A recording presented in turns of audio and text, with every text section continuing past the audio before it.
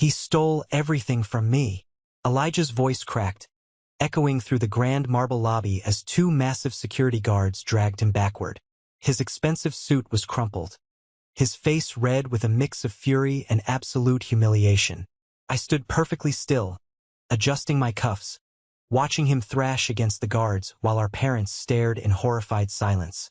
They thought I was just a lowly assistant here tonight. They had no idea the billionaire CEO standing next to me had just handed me the keys to their entire future. Before I tell you how my golden child brother lost it all in one spectacular night, please let me know where you are watching from in the comments below. The heavy glass doors of the Grand Hotel swung shut, cutting off the sound of my brother's frantic shouting. Outside, the city traffic continued its endless crawl, completely indifferent to the fact that Elijah's world had just violently collapsed. I stood in the lobby, the polished marble floor reflecting the dazzling crystal chandeliers above. The silence that followed his forced exit was deafening.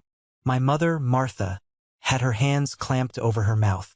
Her eyes darted wildly between the exit where her favorite son had just been thrown out like common trash, and me, standing calmly next to Mr. Sterling.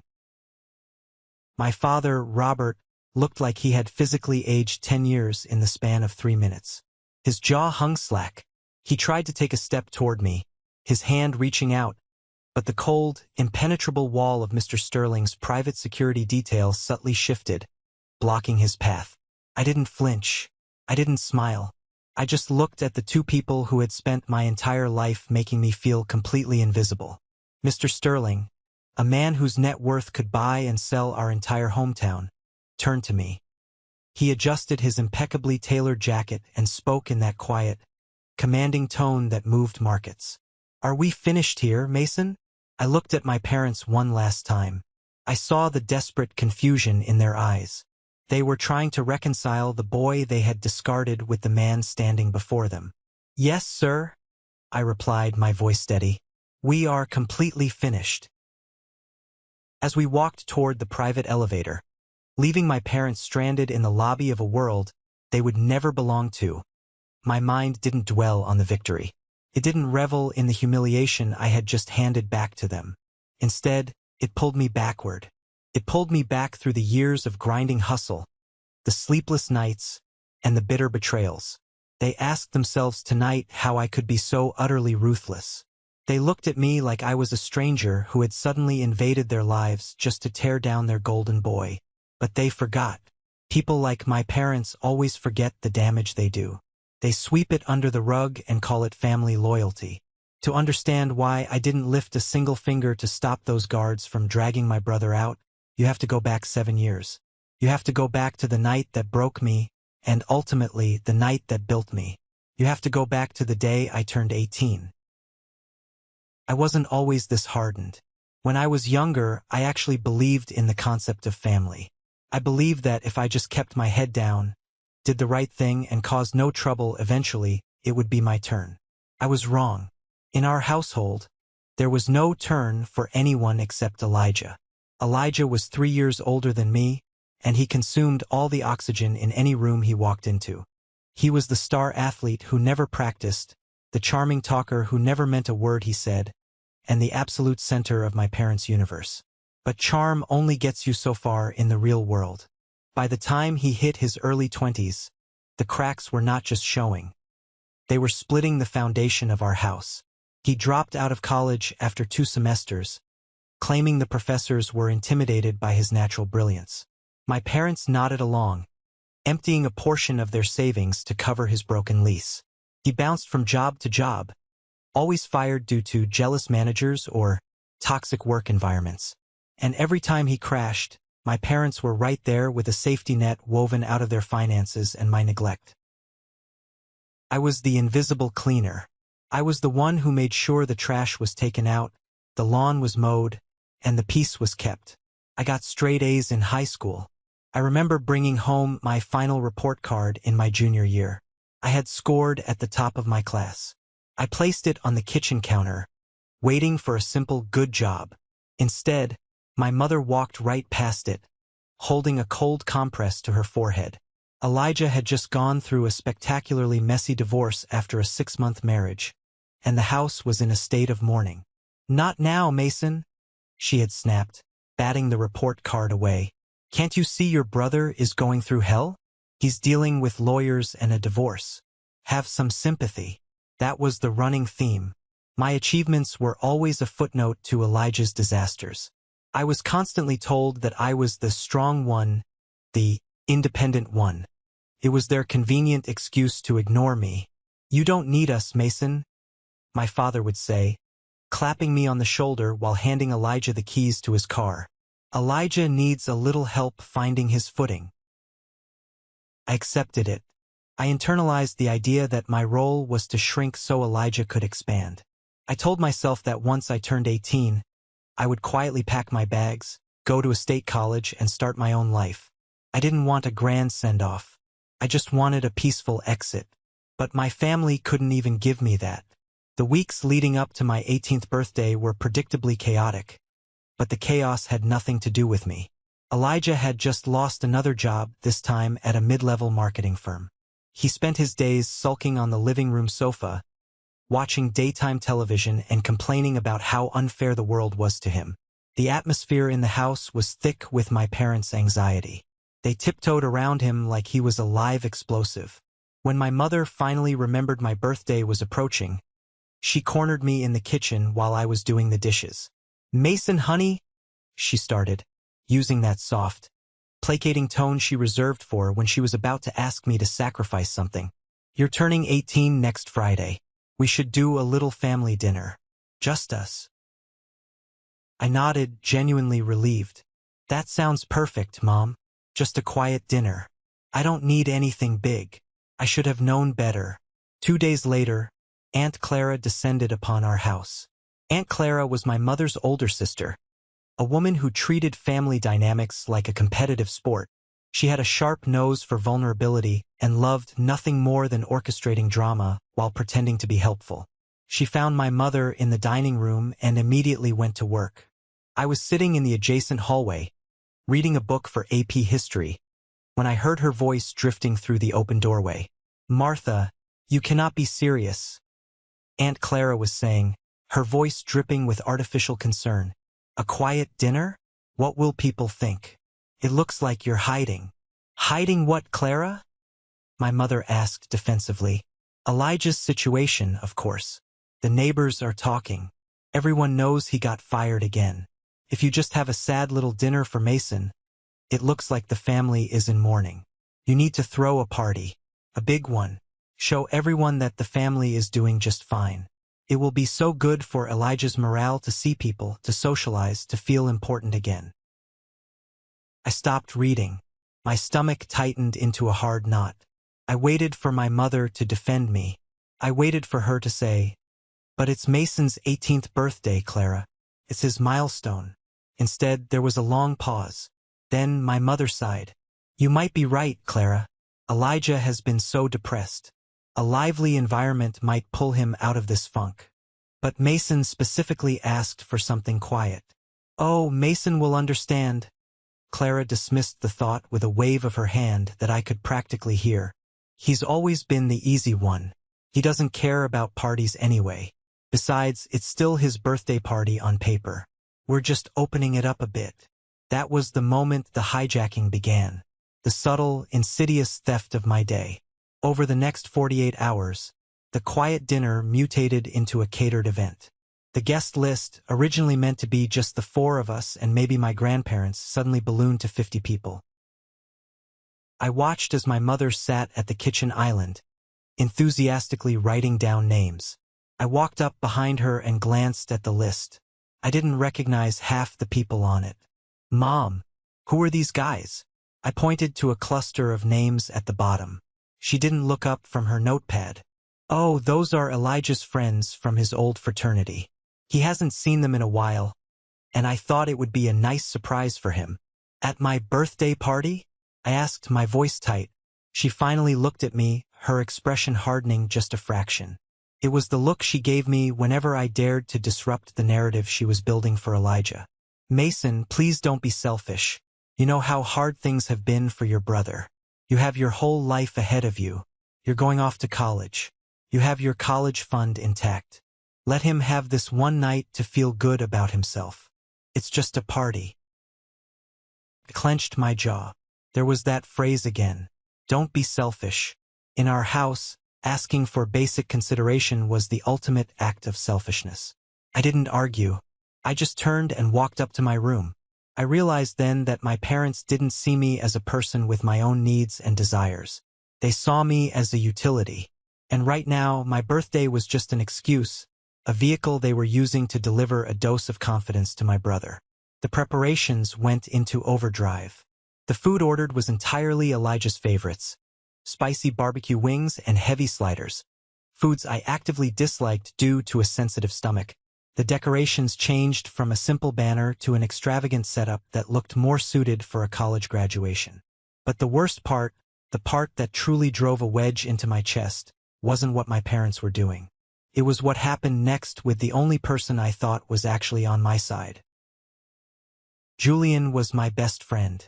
We had known each other since middle school. He was the guy I studied with, the guy I played video games with, and the guy I vented to when my house felt too suffocating. Julian knew exactly how my parents treated me. He knew all about the Elijah show. When I told him how my birthday had been hijacked, he had shaken his head in disgust. "Man, that is messed up," Julian had said as we sat on the hood of his beat-up Honda in the school parking lot. "Just survive the night, bro. We'll go get burgers on Saturday. Just the two of us. Real birthday style." That promise was my anchor. I figured I could endure a few hours of being a background prop at my own house if I knew Julian was there, rolling his eyes with me from the corner of the room. 2 days before the party, I came home from a late shift at my part-time job. The house was unusually quiet. My parents had gone to the grocery store for last-minute supplies. I walked into the kitchen to grab a glass of water and heard voices coming from our back patio. It was Elijah and Julian. I froze, the glass halfway to the faucet. Julian never hung out with Elijah. Julian thought Elijah was an arrogant jerk. I moved silently toward the sliding glass door, staying hidden behind the curtains. They were sitting at the patio table. Elijah was leaning back, smoking a cigar he probably stole from our dad's study, looking incredibly pleased with himself. Julian was leaning forward, looking anxious. "So, the playlist is set?" Elijah asked, blowing a ring of smoke into the evening air. "No weird indie rock crap Mason listens to?" "No, I swapped the Spotify queue," Julian said, his voice dropping slightly. "It's all the hip-hop tracks you wanted. And I made sure to text your fraternity guys that the party starts at 8, not 7. That way they miss the boring family stuff and show up right when the drinks start flowing." My chest seized. My lungs felt like they had been filled with concrete. Julian was helping him. Julian, my anchor, was actively orchestrating the takeover. "Good man," Elijah chuckled, reaching into his pocket. He pulled out a wad of cash and tossed several bills across the table.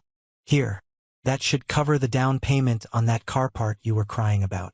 Keep doing me favors, and maybe I'll introduce you to some of the girls coming on Friday. They like guys who know how to play the game." Julian scooped up the cash with an eager nod. "Thanks, Elijah. Seriously, Mason is just he's so boring about this stuff anyway. He wouldn't even know what to do with a real party." I backed away from the window, couldn't breathe. The betrayal hit me harder than anything my parents had ever done. My parents' neglect was a constant, a dull ache I had grown used to. But Julian was supposed to be my safe harbor. And he sold me out for a handful of cash and a nod of approval from a guy he claimed to despise. I walked up the stairs, my legs feeling like lead. I didn't burst onto the patio. I didn't scream at them. I just went into my room, locked the door, and sat on the edge of my bed in the dark. I realized something profound in that darkness. I was completely alone. The narrative my mother spun about family loyalty was a lie designed to keep me compliant. The friendship I had relied on was transactional. Every relationship in my life was infected by the gravity of my brother. If I stayed in this orbit, I would eventually be crushed into dust. The next morning, I saw Julian at my locker. He smiled at me, a wide, fake grin. "Hey man, Ready for the big bash tomorrow? I looked at him, really looked at him. I saw the weakness behind his eyes, the pathetic need to align himself with whoever seemed to hold the power. I felt a cold detachment settle over my skin. It wasn't anger anymore. It was clarity. Yeah, I said, my voice completely flat. It's going to be a night to remember. I didn't confront him. There was no point. Confrontation requires a desire to fix a relationship, to seek understanding. I had no desire to fix anything. I was done. The party was no longer a dread I had to survive. It was a deadline. I spent that Thursday night quietly packing a single duffel bag. I packed my clothes, my laptop, my high school diploma, and every dollar I had saved from working retail over the past 2 years. I hid the bag under my bed. When the sun rose on Friday, my 18th birthday, I didn't feel older. I just felt ready. By 8 o'clock that evening, my childhood home was unrecognizable. The quiet suburban house had been transformed into a loud, thumping nightclub. Julian had done his job well. The bass rattled the windows, playing music I despised. Cars lined the street for blocks. I stood at the top of the stairs, looking down into the living room. It was packed. People were laughing, drinking from red plastic cups, and shouting over the noise. I gripped the wooden banister, feeling like an intruder breaking into a stranger's house. I walked down the stairs. Nobody noticed me. I navigated through the crowd in the kitchen, squeezing past groups of guys wearing college sweatshirts. "Excuse me," I muttered, trying to reach the refrigerator to get a bottle of water. A guy twice my size bumped into me, spilling beer on my sneakers. He didn't even look down. "Watch it, kid," he barked, turning back to his conversation. I grabbed my water and retreated to the edge of the living room. I stood against the wall, a ghost haunting my own celebration. My eyes scanned the room and eventually found the center of gravity. Elijah was standing by the fireplace, holding court. He had a drink in one hand and was gesturing wildly with the other, telling some exaggerated story about his brief stint at college. A circle of people surrounded him, hanging on his every word. My mother was standing near the edge of his circle, beaming with pride, holding a tray of appetizers that she only offered to his friends. My father was at the patio door, laughing loudly with another group of older men. Not a single person had approached me to say happy birthday.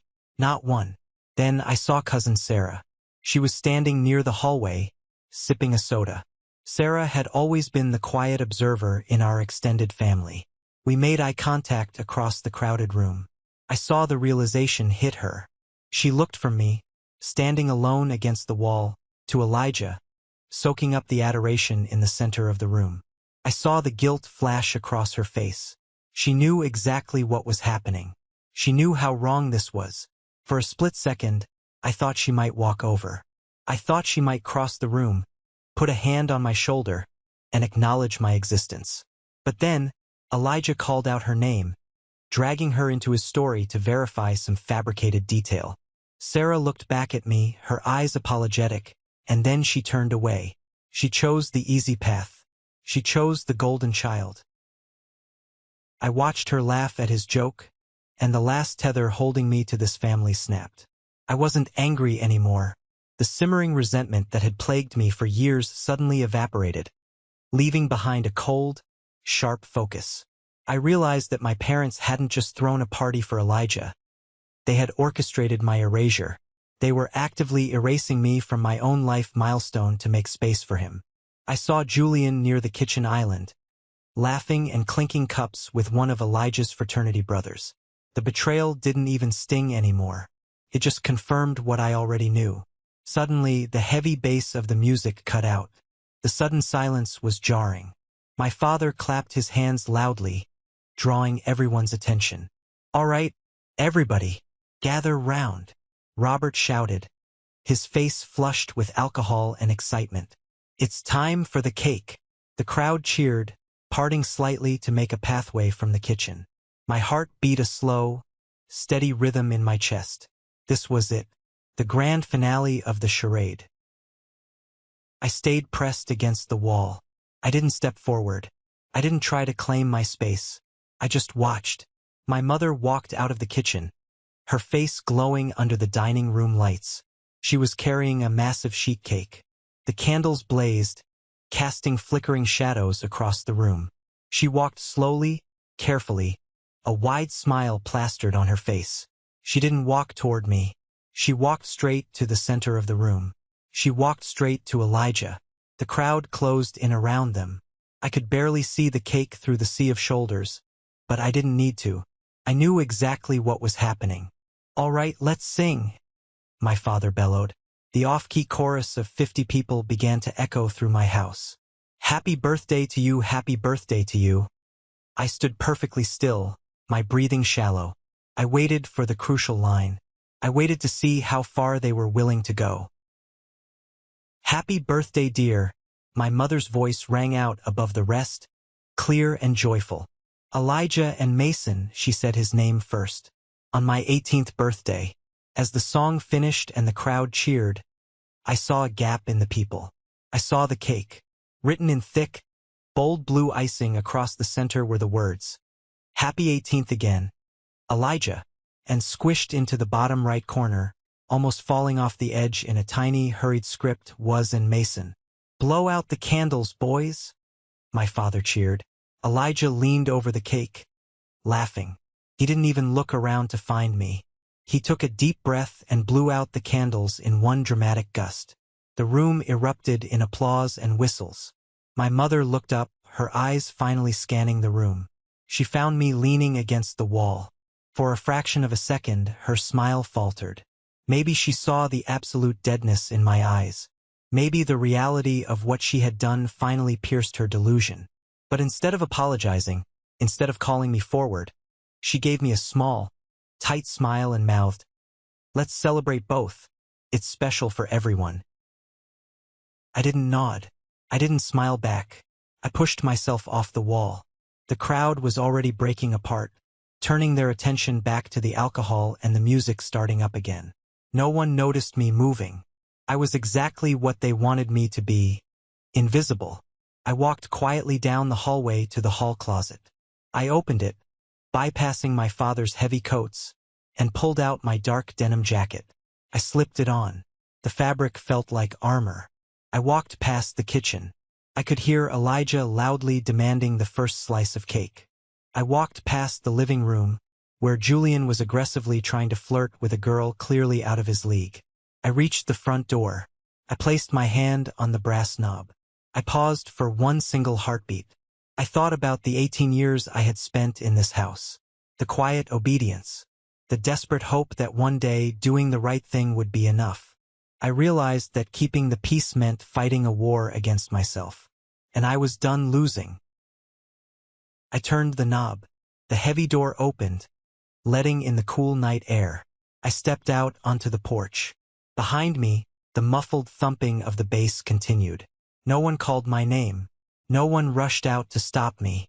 I pulled the door shut behind me. Click. That sound, the solid metallic click of the deadbolt sliding into place, was the loudest thing I heard all night. It was the sound of a chapter ending permanently. I walked down the driveway, passing the rows of parked cars belonging to strangers. I didn't look back at the house. I kept my eyes on the streetlights reflecting off the dark asphalt. I walked to the end of the block, retrieved the duffel bag I had hidden behind some bushes earlier that afternoon, and kept walking. I didn't know exactly where I was going. I just knew I was never going back. The first night, I slept on a bench at a 24-hour bus terminal. It was uncomfortable, cold, and smelled like stale coffee and exhaust. But as I lay there, using my duffel bag as a pillow, I felt a strange sensation expanding in my chest. It took me a few hours to recognize it. It was oxygen. For the first time in my life, I could breathe without the suffocating weight of my family's expectations crushing my lungs. I spent the next 2 days figuring out logistics. I bought a cheap burner phone with my saved cash. I found a seedy motel on the outskirts of the city that rented rooms by the week with no credit check.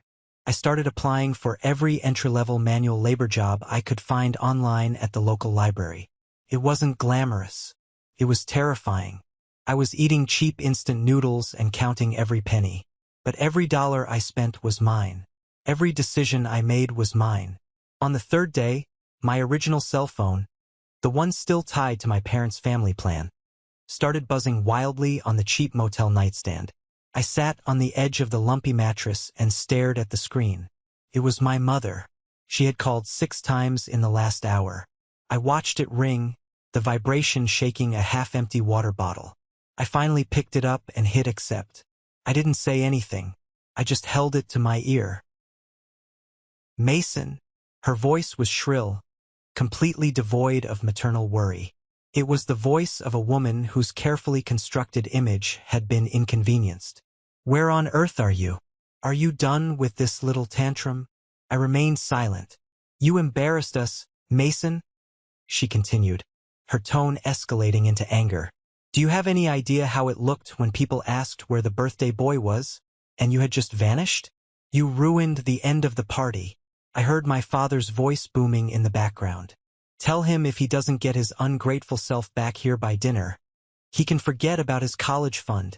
A dry, humorless chuckle escaped my throat. The college fund. The one they had already bled dry to pay for Elijah's mistakes. They were threatening me with an empty weapon. Did you hear your father? She snapped. Elijah is very upset. He feels terrible that you overreacted like this. Keep the party, Mom, I said. My voice was raspy, completely devoid of emotion. It didn't sound like the quiet, obedient son she knew. It sounded like a stranger. Keep the party. Keep the house. Keep him. Mason, what are you talking about? Come home right now and... I pulled the phone away from my ear, ended the call, and popped the back cover off. I pulled out the SIM card, snapped the small piece of plastic in half between my fingers, and dropped it into the motel trash can. The silence in the room was absolute. I lay back on the bed and stared at the water-stained ceiling. The storm had passed. I was entirely alone in the wreckage, but for the first time I was the one holding the hammer. The next 3 years were a brutal, unforgiving grind. When you cut ties with your entire support system at 18, the world doesn't applaud your bravery. It immediately tries to crush you. I didn't go to a state college. I couldn't afford to play games with student loans and debt. I needed capital, and I needed it fast. I started working 2 jobs. By day, I was a runner for a mid-sized corporate law firm downtown. I delivered documents, fetched coffee, and listened. I listened to how the attorneys spoke, how they negotiated, and how they weaponized information. By night, I worked at a high-end restaurant, cleaning tables and watching the city's elite throw around money like it was confetti. I lived in a studio apartment the size of a closet, sleeping 4 hours a night. I had no friends. I didn't date. Every ounce of my energy was poured into observing, learning, and saving. I taught myself financial modeling on a cheap, second-hand laptop using free online courses. I learned how to read market trends, how to identify undervalued assets, and most importantly, how to remain completely invisible while doing it. The skill my family had forced upon me, the ability to be a ghost in the room, became my greatest asset in the corporate world. My break came when I was 21. I had managed to land a junior analyst position at a boutique investment firm. It was a grunt role, mostly data entry and compiling spreadsheets for the senior brokers. That's where I met Carter. Carter was a senior partner, a man in his late 50s with sharp eyes and zero tolerance for incompetence. He terrified the rest of the junior staff. They avoided his office like it was lined with landmines. I didn't. I saw Carter as a lock that needed picking. One evening, long after everyone else had left, I noticed Carter reviewing a massive portfolio for a potential tech acquisition. I had been quietly tracking that specific tech sector for months. I compiled a brief, brutal 2-page analysis pointing out glaring liabilities in the target company's supply chain, liabilities the senior team had missed because they were blinded by the flashy revenue projections. I slipped the folder under his door and went home. The next morning, my desk phone rang. It was Carter. Get in here. I walked into his corner office. He tossed my 2-page report onto his glass desk. You wrote this, he demanded. Yes, sir. I replied, keeping my posture straight and my voice level. He stared at me for a long, calculating moment. He didn't ask about my pedigree. He didn't ask where I went to school or who my father was. He only cared about the data. This is a massacre. If we buy this, we're acquiring a sinking ship. He tapped the paper. You're right. And the senior analysts are idiots. That single interaction changed the trajectory of my life. Carter didn't just give me a pat on the back. He saw a weapon and he decided to sharpen it. Over the next year, he pulled me out of the bullpen and made me his direct protege. He threw me into high-stakes negotiations, forcing me to sink or swim. I swam. When I brought in my first independent deal, a restructuring play that netted the firm millions, Carter slid a piece of paper across his desk. It was a new contract, a massive promotion. I looked at the number written under salary. It was more money than my father had made in 5 years. I felt a surge of adrenaline, a raw electric thrill. I hadn't begged for this. I hadn't waited for it to be handed to me. I had hunted it down and killed it myself. You've got a killer instinct, Mason, Carter said, pouring 2 glasses of scotch. He handed me one. You don't operate on emotion. You operate on leverage. Where did a kid your age learn to be so cold? I took a sip of the scotch. It burned perfectly all the way down. I had good teachers, I said quietly. I was building an empire in the shadows. I intentionally kept my digital footprint non-existent. No social media. No public profiles.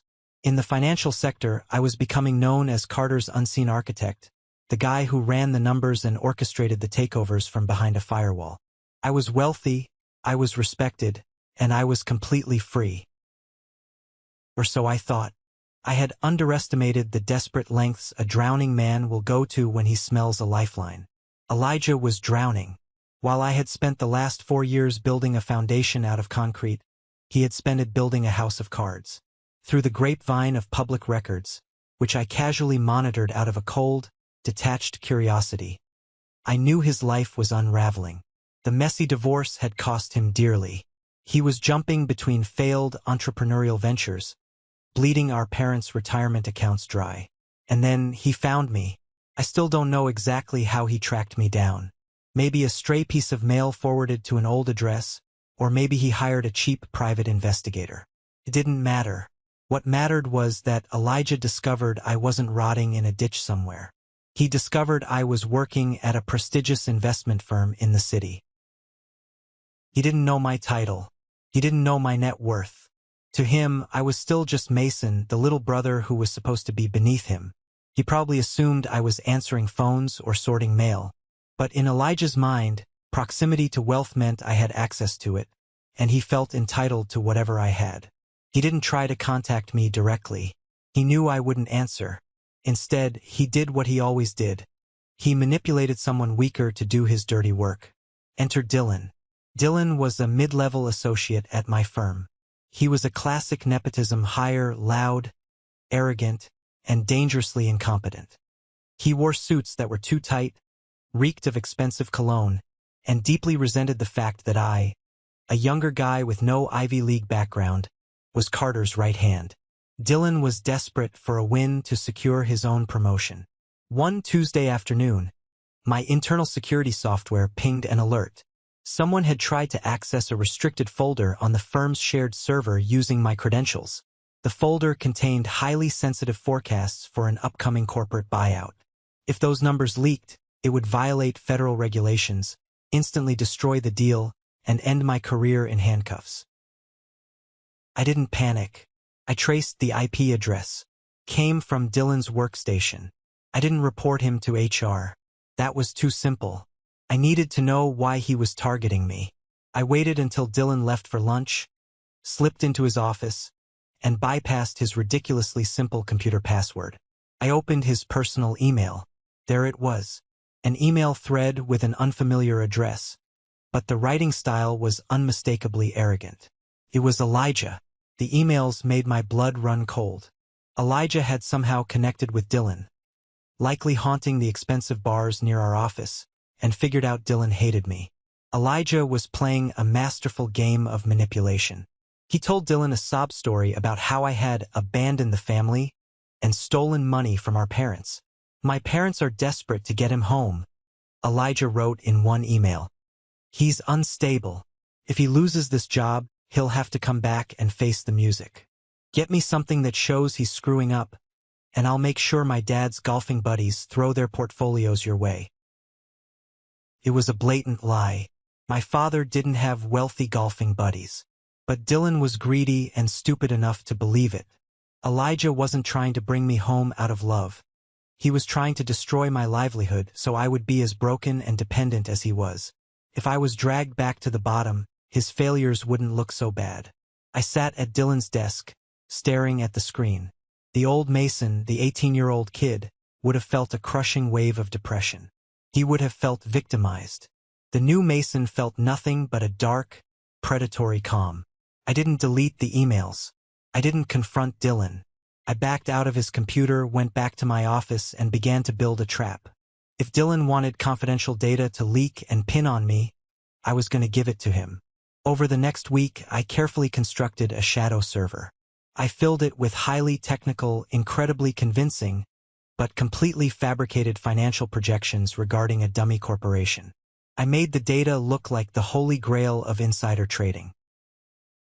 Then, I intentionally left a backdoor open in my own firewall. A breadcrumb trail so obvious that even an idiot like Dylan could follow it. I watched the server logs in real time on a Friday night. At 8:45 p.m., Dylan took the bait. I watched his IP address download the fabricated files. I imagined him sitting in his office, sweating, thinking he had just secured the evidence to ruin my career and secure his promotion.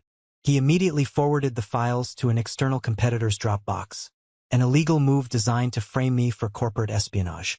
What Dylan didn't know was that Carter and I had already flagged that external Dropbox with the firm's cybersecurity team. The moment Dylan hit send, the system locked his workstation, flagged his employee ID, and sent a direct alert to the firm's legal counsel. On Monday morning, Dylan didn't make it past the lobby.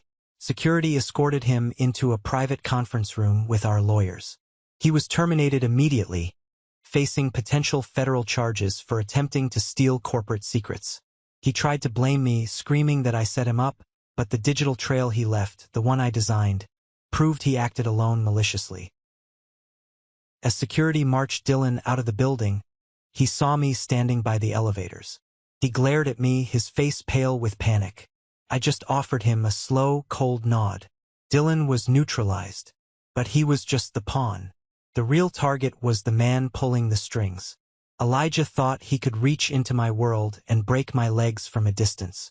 He thought I was still the quiet kid leaning against the wall at the party. He was about to find out that the kid he threw away had built an empire, and I was about to invite him to the execution. Gemini to NOI fan 52MUC1. 852. The night of the annual Sterling Foundation Gala was the kind of event that shut down 3 city blocks. Black SUVs lined the streets.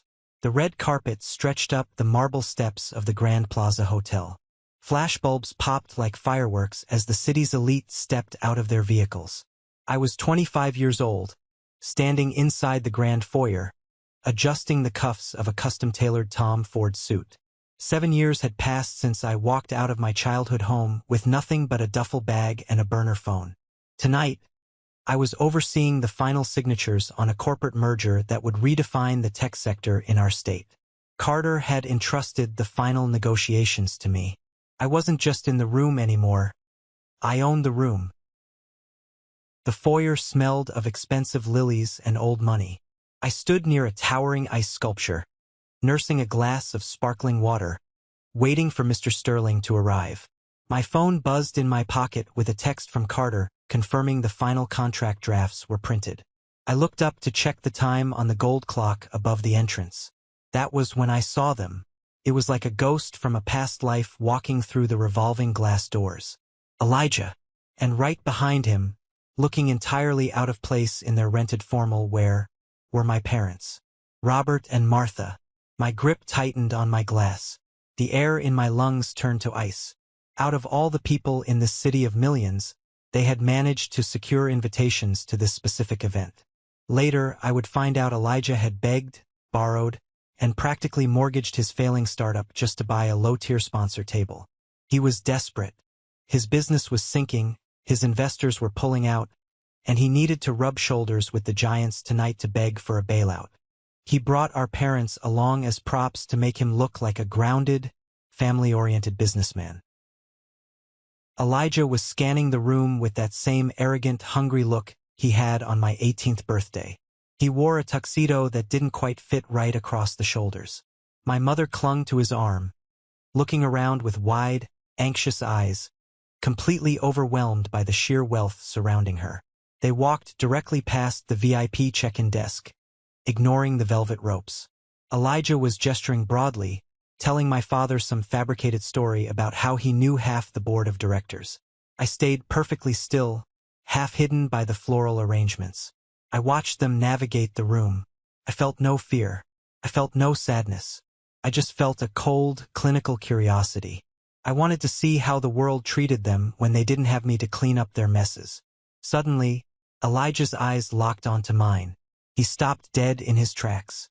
The smug smile slid off his face, replaced immediately by a look of sheer, unadulterated confusion. My mother followed his gaze, and her hand flew to her mouth. My father just stared. They marched over to me, not with hesitation, not with regret, with the exact same entitled stride they had used to trample over me my entire childhood. "Mason," Elijah sneered, looking me up and down. He took in my suit, but his brain refused to process the reality of it. To him, I was still the invisible loser. "What the hell are you doing here?" Before I could answer, my mother stepped forward. Her voice was a hushed, frantic whisper. "Mason, we've been worried sick for years, and you just show up working at a catering gig? Are you a waiter here?" She actually believed it. In her mind, the only way I could be standing in a room this opulent was if I was serving the food. Elijah barked out a laugh. "Of course he is. Look at him standing by the drinks. Listen, Mason, since you're working, go fetch me a scotch. Neat. And make it quick. I have important people to meet tonight." I looked at my brother. I looked at the dark circles under his eyes, the subtle tremor in his hands. He was terrified of going bankrupt, and he was projecting his panic onto me. "I'm not getting you a drink, Elijah," I said. My voice was low, smooth, and completely devoid of the intimidation he expected. My father's face turned red. "Don't you take that tone with your brother," he hissed, stepping closer. "He is trying to save our family's investments. He's here on business. You will show him some respect, or I'll have a word with your catering manager." "You don't want to speak to my manager, Robert?" I replied, using his first name. I saw him flinch. Just then, Chloe, the head of PR for the Sterling Foundation, marched over. She had an earpiece in and held a glowing tablet. She was a woman who didn't tolerate fools. She looked at Elijah, then down at her tablet. "Excuse me," Chloe said, her tone sharp enough to cut glass. "You are blocking the main thoroughfare for our platinum-level guests." "Name?" "Elijah," he said, puffing out his chest. "I'm a silver sponsor. I'm here to see Mr. Sterling." Chloe swiped a finger across her screen. She didn't even look up. "Silver sponsors are seated in the overflow ballroom on the second floor. You are not on the VIP reception list. Please clear the area." Elijah's face flushed purple. "Do you know who I am?" "I'm a CEO. You're a fire hazard at the moment," Chloe replied dryly. She turned to me, her entire demeanor softening into deep professional respect. "Mason, Mr. Sterling's convoy is pulling up right now. He asked that you meet him at the doors." My parents froze. The air in the circle seemed to vanish. Elijah's mouth opened, but no sound came out. He looked from Chloe's respectful posture to my calm, indifferent face. The puzzle pieces in his head were aggressively trying to fit together, but he was fighting the picture they were forming. "Thank you, Chloe," I said. I didn't look back at my family. I just turned and walked toward the grand entrance. The show was about to begin. Fan 52 MUC2. 8:52. The heavy brass-handled doors of the hotel were pulled open by the doorman. Outside, the flashbulbs went into a blinding frenzy. A midnight black Rolls-Royce Phantom glided to a halt at the base of the red carpet. The city seemed to hold its breath.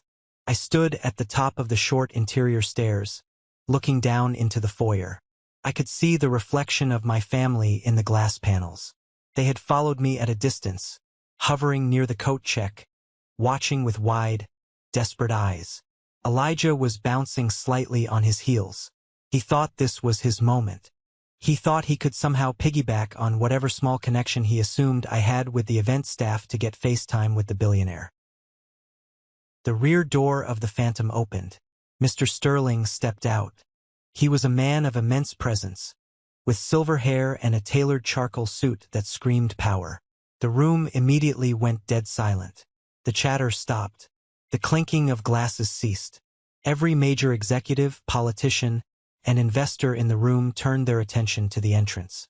Sterling walked up the red carpet. The hotel manager was practically bowing as he opened the interior doors. Sterling ignored him. He ignored the flashes. He walked into the foyer, his sharp eyes scanning the crowd. Elijah couldn't help himself.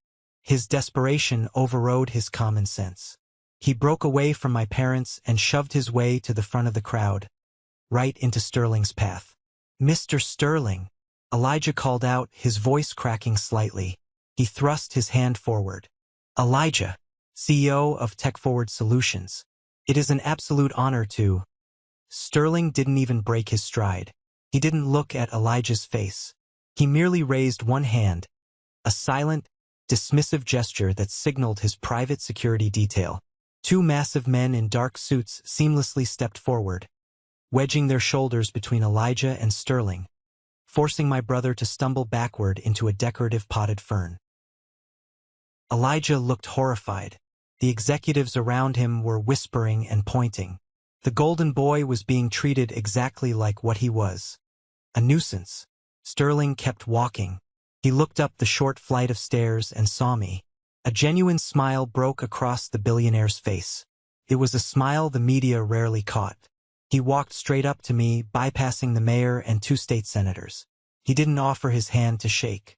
He reached out and grasped my shoulder firmly, an undeniable display of deep respect and partnership.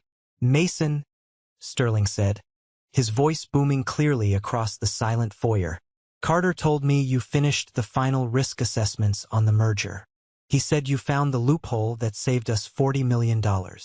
"I did, sir," I replied, keeping my voice steady, though my heart was hammering against my ribs.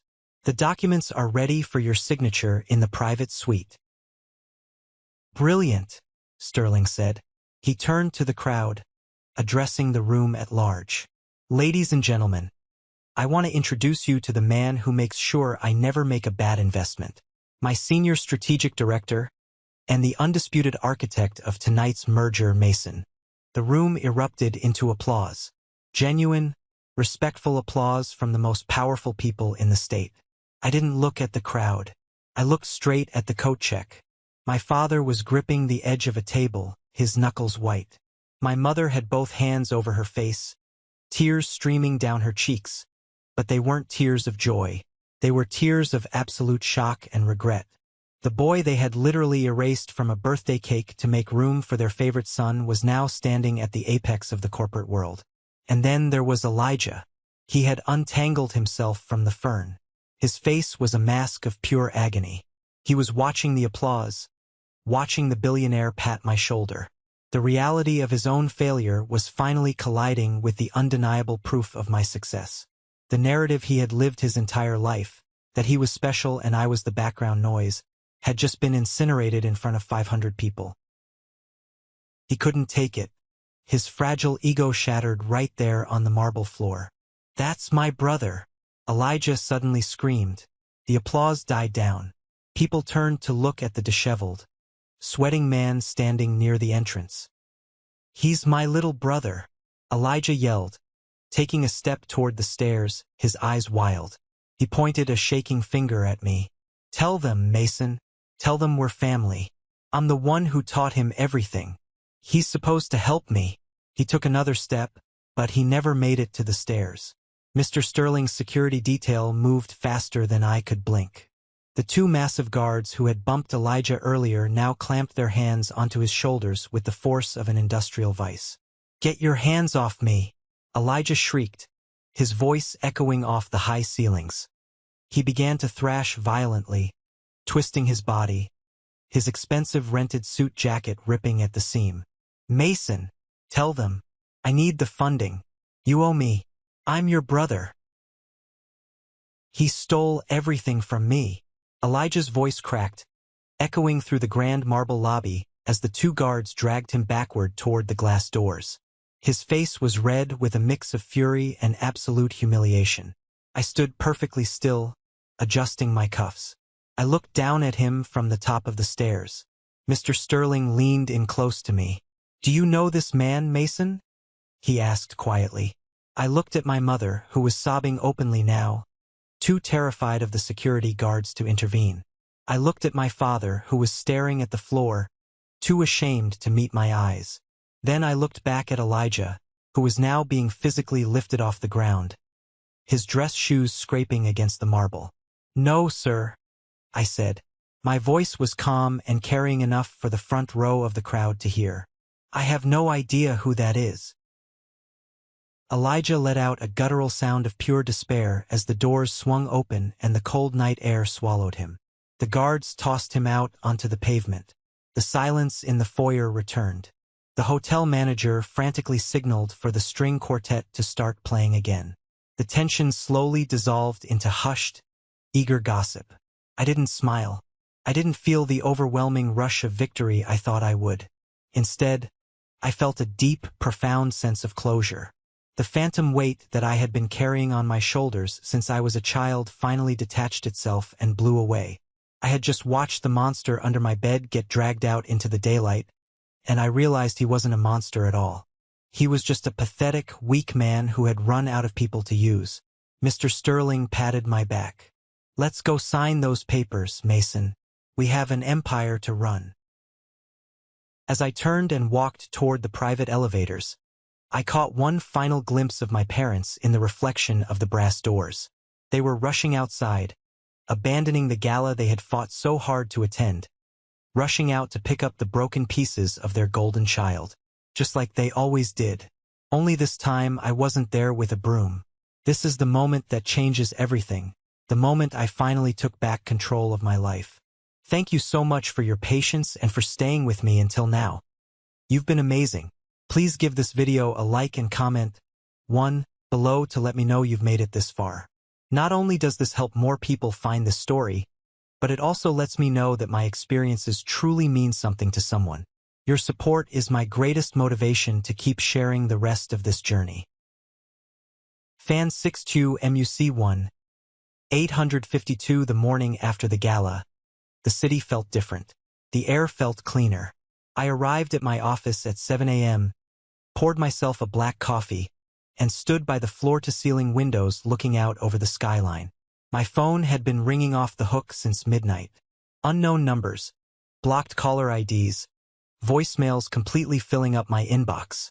I didn't need to listen to them to know who it was. The desperation had a distinct frequency. At 9:30 a.m., my intercom buzzed. It was my executive assistant, Sarah. Not my cousin, but a sharp-witted professional who guarded my door like a fortress. "Mr. Mason," she said, her tone laced with apprehension. "There is a woman in the lobby. She's causing a bit of a scene. She claims she's your mother. Security is asking if they should escort her off the premises." I closed my eyes, taking a slow, deep breath. I knew this was coming. A narcissist's playbook only has so many pages. When intimidation fails, they pivot to victimhood. "Send her up to conference room B," I instructed. "Do not let her near my office. Have a security guard stand outside the door." 5 minutes later, I walked into the conference room. It was stark, minimalist, and intimidating. My mother was pacing frantically. She looked terrible. Her makeup from last night was smeared. Her clothes looked slept in, and the polished, superior aura she always carried was completely shattered. When I walked in, she stopped. She stared at me, her eyes darting over my expensive suit, my confident posture, the heavy mahogany table between us. She was looking for the scared, compliant 18-year-old boy. He wasn't there. "Mason!" she gasped, rushing forward. She reached out to grab my hands, but I smoothly took a step back and gestured to a chair. "Sit down, Martha," I said, my voice deliberately flat. She flinched at the use of her first name. "Mason, please, don't be like this. We are family. Blood is thicker than water."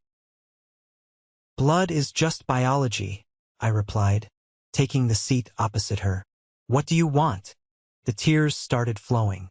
"It's Elijah. He's ruined, Mason. That display last night. The investors he was trying to woo, they all saw it. His company is going into default. The bank is foreclosing on his house. He owes hundreds of thousands of dollars." She leaned across the table, her hands clasped in a praying motion. "We spent our entire retirement fund trying to keep his business afloat. Our inheritance from your grandfather, the money we saved. It's all gone. We have nothing left. But you have so much." I stared at her. The sheer audacity was almost impressive. "You came to my place of business, after ignoring my existence for 7 years, to ask me to pay off Elijah's debts? He's your brother," she cried out. "He made mistakes, yes, but he's family. You can't just sit in this glass tower and watch him drown. You have the power to fix this. One check from you, one good word to Mr. Sterling, and you could save his life." I leaned forward, resting my elbows on the table. "I want you to listen to me very carefully," I said, my voice dropping to a dangerous whisper. 7 years ago, you threw a birthday party. Do you remember?" She swallowed hard, looking away. "Mason, that was a long time ago. We were trying to help Elijah through a tough time. You wrote his name over mine," I continued, ignoring her excuses. "You sang his name first. When I walked out the door, you didn't run after me. You called me days later and threatened to take away my college fund. Money you had already given to him anyway. You didn't care if I ended up sleeping on the street. You only cared that I made a scene and embarrassed you. I was a bad mother," she wailed, trying to force a confession to gain sympathy. "I admit it. I made mistakes. But I'm begging you now." "You didn't make a mistake, Martha," I said coldly. "You made a choice. You chose your only son 7 years ago. You fed me to the wolves to keep him warm.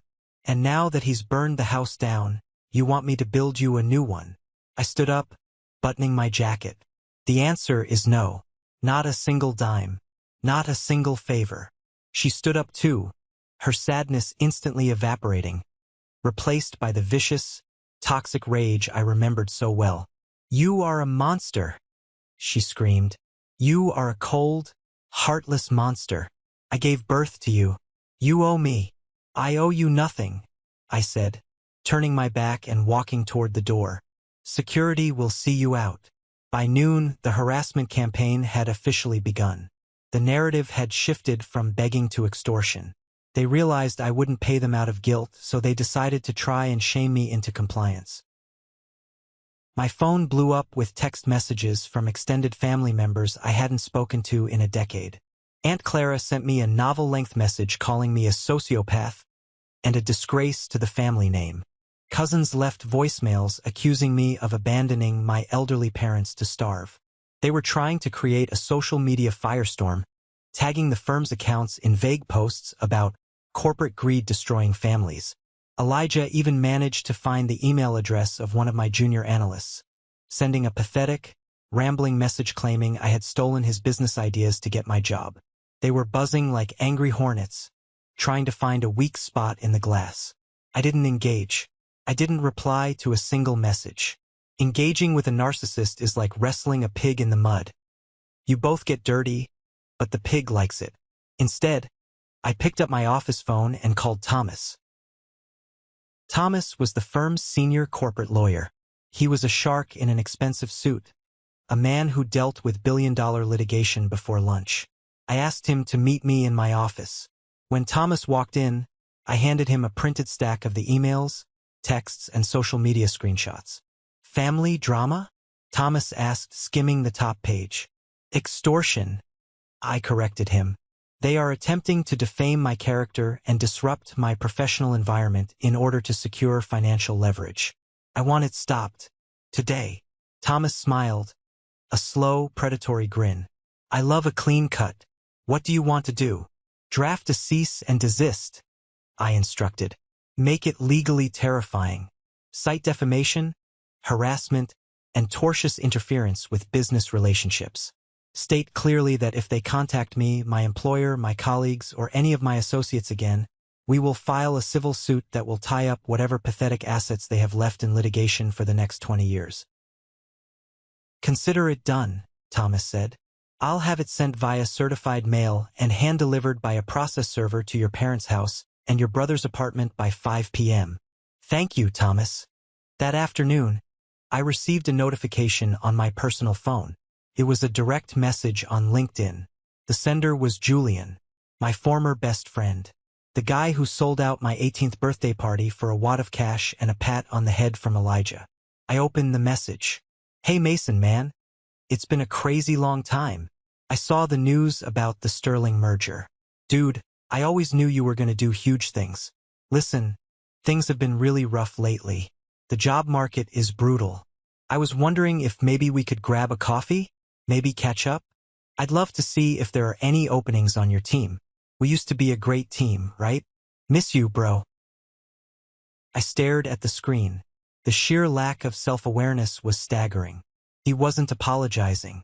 He was just trying to attach himself to the biggest ship he could find, exactly like he did with Elijah. He hadn't changed at all. He just changed targets. I didn't feel angry.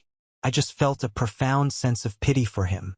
I moved my thumb over his profile, clicked the 3 dots in the corner, and hit block. I deleted the message. It was a small, satisfying click. At 5:15 p.m., Thomas sent me a quick email. Packages delivered. Signatures secured. The Hornets have been smoked. I walked out of my office that evening feeling lighter than air. The legal wall was up. The moat was filled. My phone was silent for the first time in 24 hours.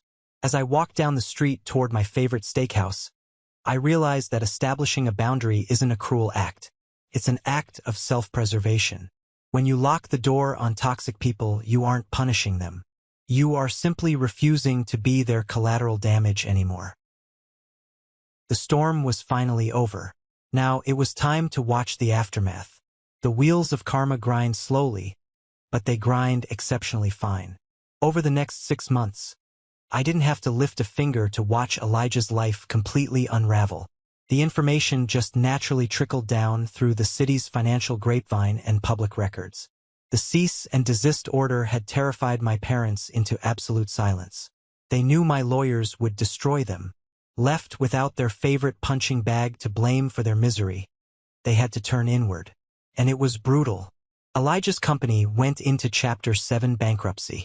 He had spent years faking it, throwing lavish parties on company credit, leasing sports cars he couldn't afford, and alienating anyone with actual talent. The market simply corrected him. The bank repossessed his downtown loft. His leased car was towed away in the middle of the night. With nowhere else to go, a 32-year-old Elijah had to pack his remaining clothes into garbage bags and move back into my parents' house. The house of cards collapsed, and it landed directly on Robert and Martha.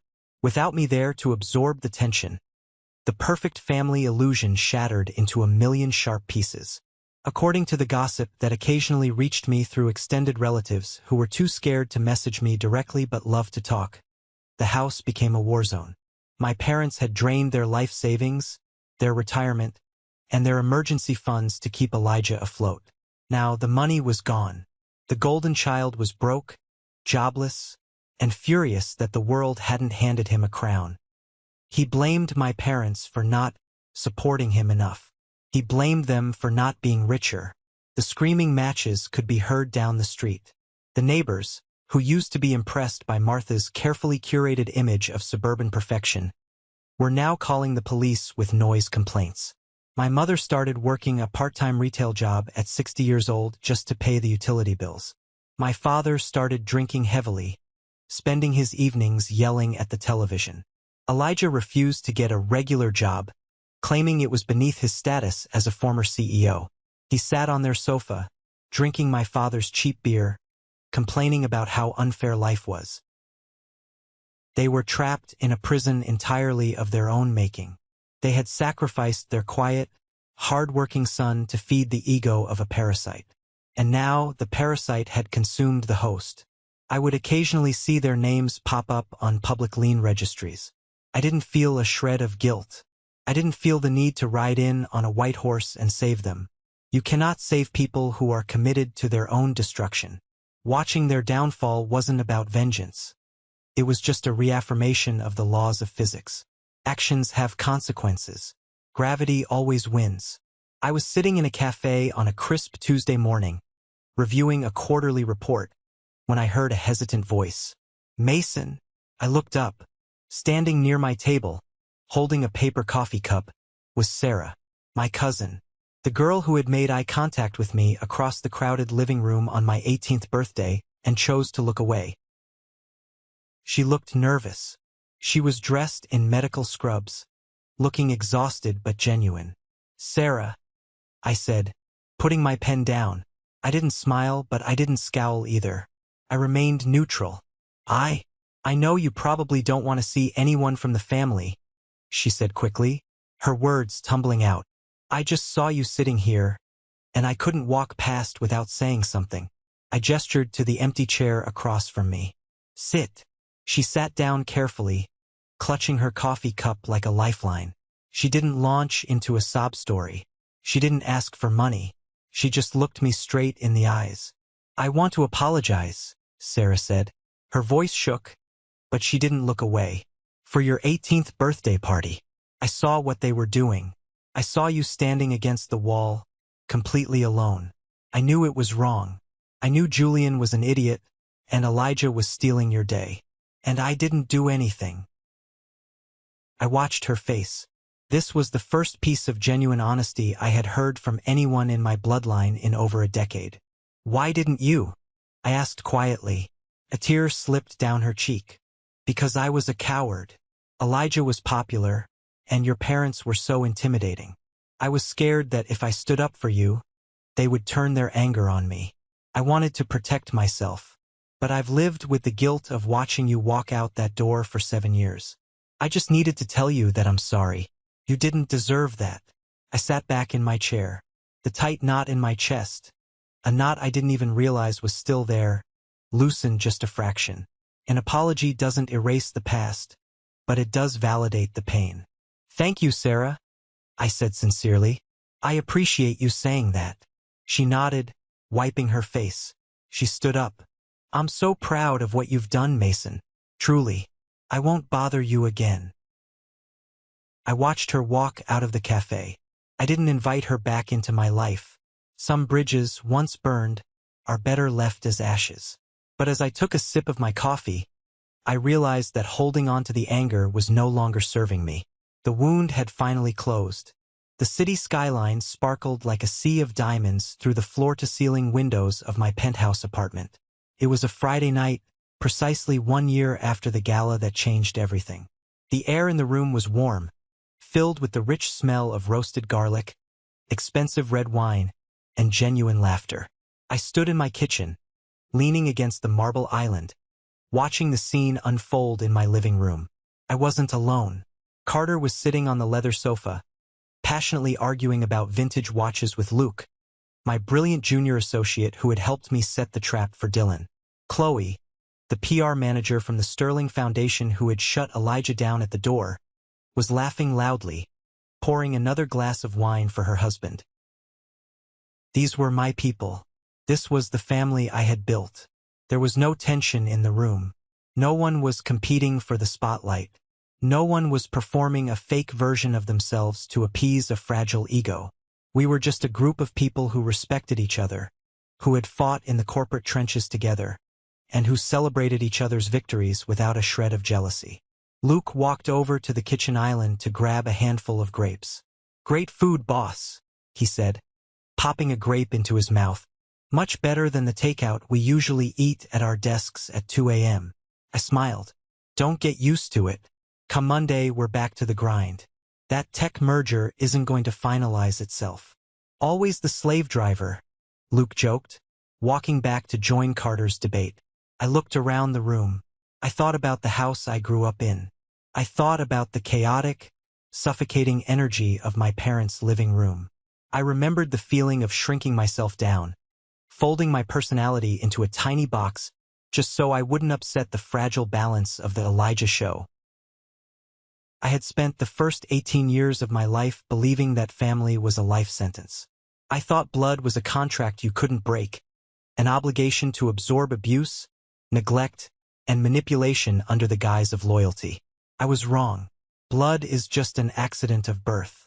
True family is a choice. True family is the mentor who sees your potential when you're just a kid fetching coffee. True family is the assistant who has your back when a snake tries to steal your work. True family is the people who show up for you, not because they share your DNA, but because they share your values. A knock on the door pulled me from my thoughts. I walked over and opened it. It was the concierge from downstairs, holding a large white bakery box. "Delivery for you, Mr. Mason," the concierge said with a polite nod. "Thank you," I said, taking the box and placing it on the dining table. Carter looked over. "What's in the box? Did you buy us a dessert to soften the blow of working this weekend?" "Something like that," I replied. I opened the cardboard flaps. Inside sat a simple, elegant cheesecake. No extravagant decorations. No obnoxious, colorful frosting. Just a clean, perfect cake. Right in the center, written in dark, unassuming chocolate lettering, were two words: "Happy Birthday." I realized, with a sudden, sharp clarity, that today was my 26th birthday. I had been so busy building my empire, managing my team, and living my life that the date had completely slipped my mind. I hadn't ordered this cake. I looked up. Chloe was leaning against the back of the sofa, smiling a knowing smile. "Carter noticed the date on some of your HR paperwork," she said. "We figured a guy who works as hard as you do deserves at least a slice of cake on his birthday." I stared at the cake. My vision blurred just for a second. "Come on," Luke yelled, clapping his hands. "Cut the cake. I'm starving." I picked up the silver knife. My hands were perfectly steady. I didn't have to share this cake. I didn't have to wait for someone else to blow out the candles. I didn't have to hide in the hallway, wearing a denim jacket, preparing to run away into the night. I was standing in my own home, surrounded by my own people, eating a cake that was meant entirely for me. "All right," I said, slicing into the rich dessert. "Who wants the first piece?" As the laughter swelled in the room, I looked out the window one last time. Somewhere in this city, in a cramped, angry house, my brother was probably screaming at my parents about his failed life. They were trapped in their cycle of misery, consumed by the toxic dynamic they had chosen to protect over me. But I was free. I was miles above the ground, breathing clean air. The shadow they had cast over me was gone forever. I took my slice of cake and walked out onto the balcony. The night air was cool, the city humming below me like a giant, mechanical heart. I leaned against the glass railing, looking down at the tiny, moving headlights of the cars on the avenue. I thought about the 18-year-old kid walking down that dark suburban street with a duffel bag. If I could go back in time, I wouldn't tell him that he was going to be a millionaire. I wouldn't tell him about the penthouse, the custom suits, or the respect of billionaires. I would just tell him that he was right to leave. Because the money isn't the victory. The victory is the silence. The victory is waking up on a Sunday morning and realizing that your heartbeat is calm. The victory is knowing that no one is going to manipulate you today, no one is going to demand you sacrifice your happiness for their comfort, and no one is going to erase your name. People will tell you that you must forgive family. They will tell you that holding onto a grudge is like drinking poison. But what they don't understand is that walking away isn't about holding a grudge. It's about putting down the poison they keep forcing you to drink. Forgiveness doesn't mean granting access. You can forgive someone from a distance while keeping the door locked. I don't hate my parents anymore. I don't hate Elijah. I just feel a cold, absolute indifference toward them. So, to anyone listening to this who is sitting in their room right now, listening to the screaming downstairs, to anyone who is being told that they are selfish for wanting basic respect, to anyone who is constantly being pushed aside to make room for a golden child, you are not crazy, you are not selfish, and you do not have to stay. There is a whole world out here waiting for you. It's tough and it's unforgiving, but it is fair. Out here you get what you earn. Out here your name belongs to you. Don't wait for them to throw you a party. Pack your bag, walk out the door, and build your own empire in the quiet. Thank you for sticking around and listening to my story. I know it's a heavy one, but I hope this resonated with you in some way. Have you ever found yourself in a similar situation? Have you ever had to walk away from people who were supposed to love you just to save yourself? Let me know down in the comments. I read as many as I can. Also, if you made it all the way to the end of this video, you are part of an elite group. Comment the letter W below. That stands for winner. It's a secret code for the 1% Club, the resilient, incredible people who stay until the very end and who know what it means to fight for their own peace. If my story helped you, or if you just want to hear more raw, real experiences like this, please hit that like button and follow the channel. We are building a community of strong people here, and I'd love for you to be a part of it. Until next time, stay strong, protect your peace, and keep walking forward.